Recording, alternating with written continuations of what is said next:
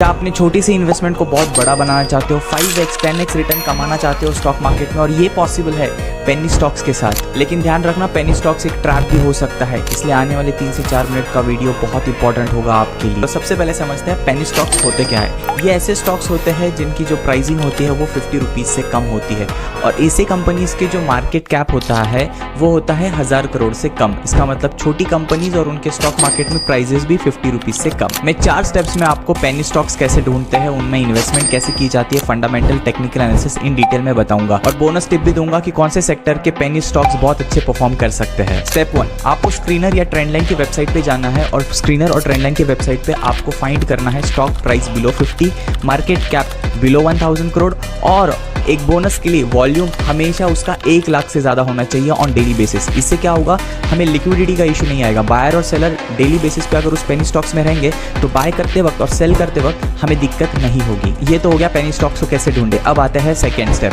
जो कि है फंडामेंटल एनालिसिस। पेनी स्टॉक के फंडामेंटल एनालिसिस के 3 बेसिक रूल याद रखना। पहला है प्रॉफिट, दूसरा है प्रमोटर होल्डिंग, और तीसरा है ग्रोथ। ग्रोथ से शुरू करते हैं। पिछले 2 से 3 साल का ग्रोथ बहुत कंसिस्टेंट होना चाहिए।